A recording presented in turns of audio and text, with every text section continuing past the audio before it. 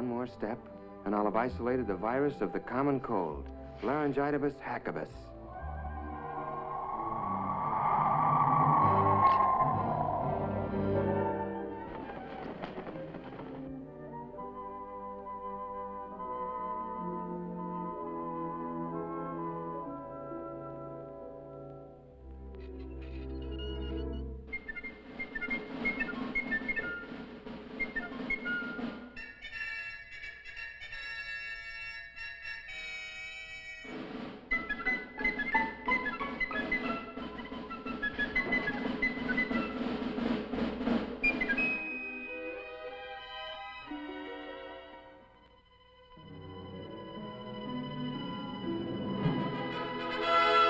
Illudium Fosdex, check. Anti-proton ballast, check.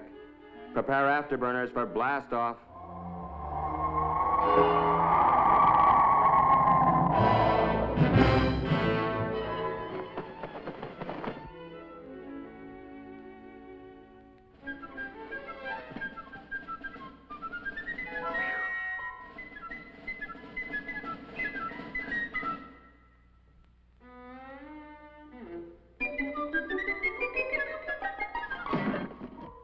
My biggest problem in this job is how to keep from disturbing the parents and getting them in a tizzy.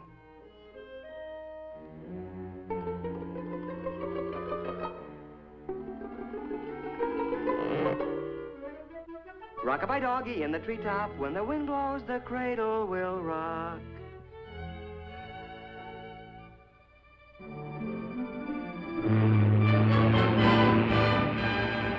And so, after answering the $64 million question correctly, I decided to take a few trips around the world.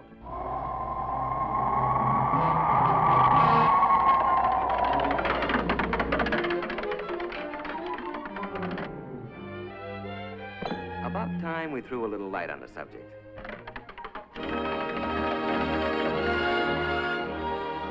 First thing you gotta do is get their attention. Comfy? Have I got your attention? Okay, let's straighten out a few facts about you and the Army. Now then.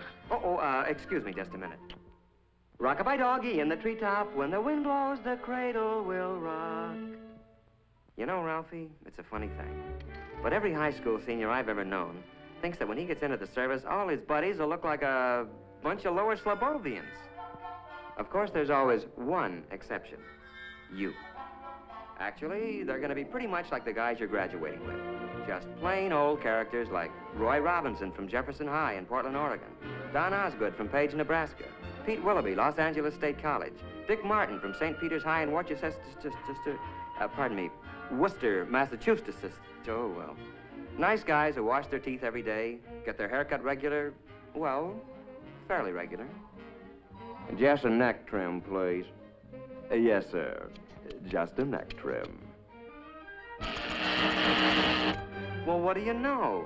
There was a human being under that pelt after all. Another interesting idea held by a lot of otherwise bright high school seniors is that the Army has all the right size clothing, but that it's mainly interested in getting it on all the wrong size people. Well, nice comic book stuff. But actually, the Army's no more interested in putting you into the wrong sized uniform than your football coach would be. And for the same reasons. It's not necessary, it's inefficient, and it's just plain sloppy.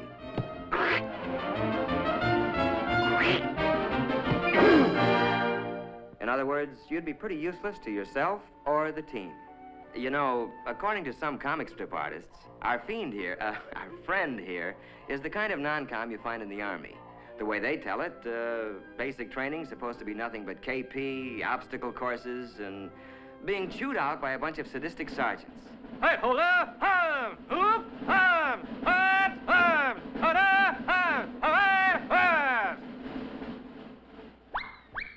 As a matter of fact, the Army's not about to use inefficient comic strip non-coms or officers any more than it would use outdated or inefficient weapons. No, the non-coms you're going to get acquainted with in basic will be very capable guys, and they'll be there for just one reason. To help you. You'll get to know men like Paratrooper Sergeant Mike Culhane, Master Sergeant Johnny Broderick from Okinawa in Korea, Corporal Tommy Webster, a high school senior when you were a junior, Sergeant Rod McCullum. He carries the Congressional Medal of Honor. Look, as long as we're on the subject, let's take a look at basic training and find out what it's really going to be like.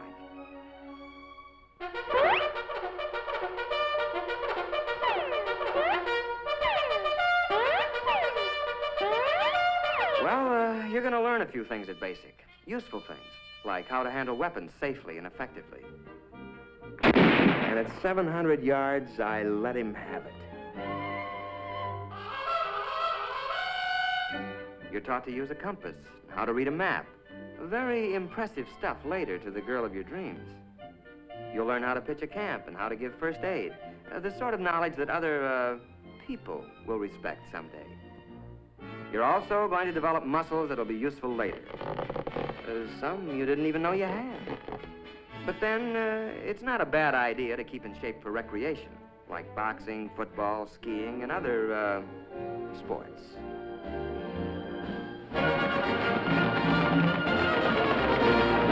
You're going to learn to snap a salute to all officers. Now, where'd that custom come from? Well, the way I heard it, the only way one knight could recognize another knight under those cast-iron tuxedos was to lift his visor. It's a sort of hello among military men. Then one day, you're going to suddenly realize that you're beginning to look like and act like a soldier or a man. And you'll be surprised to find that you're very proud to be serving your country in the United States Army. A short intermission. Rock-a-bye doggy in the treetop. When the wind blows, the cradle will rock. Okay, basics finished. Now what? Well, according to some comic strips, more endless months of KP, policing some forgotten post, and learning how to artistically goof off. But mainly, the rest of your Army career is supposed to be spent doing anything you're most unfit for. Humorous stuff, no doubt, but not good sense. Actually, the Army wants to send you where you'll be most useful and where you can serve the best. Where this will be is determined to a great extent by those interviews and aptitude tests you took in your first days as a recruit. So the chances are that... But wait, just a minute. Maybe you'd like to know before you start how you're going to spend your Army career. Maybe you'd like to choose the training you want and not leave it up to chance. If so, then the Army has a special deal you'll want to hear about. It's called Reserved for You. And in it, you pick the job training you want before you enlist. The Army then reserves that position in the world's finest technical schools until you complete basic training. And now, let's go back to those dreams of yours. How about laboratory work in the medical field?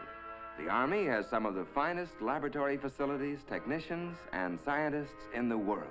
Well, that's just one of 127 courses offered by the Army. How about that dream of working with rockets or atomic power? How about guided missiles? You choose it, the Army's got it. The only ticket you need to this program is one high school diploma. Sound good? Well, I can make it sound better. The whole deal is guaranteed by this letter, written to you by the Adjutant General of the United States Army. You don't sign anything until that letter is firmly in your hands. Fair enough? Let's see, adventure? Pick your branch. How about a real elite outfit? Armor. Tank Commander Phillips. Not bad. Travel? Man, you do ask the nicest questions. This is Paris, and it's no dream. It's solid, and it's yours. Ralph Phillips, USA. Sound pretty choice? Your local recruiter can fill in all the details. Today, if you like. But remember that you're going to look a lot bigger to the Army with that high school diploma under your arm.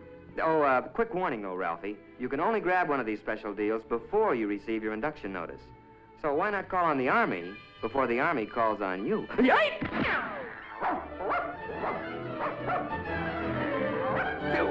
What's the matter with you? You gone nuts or something?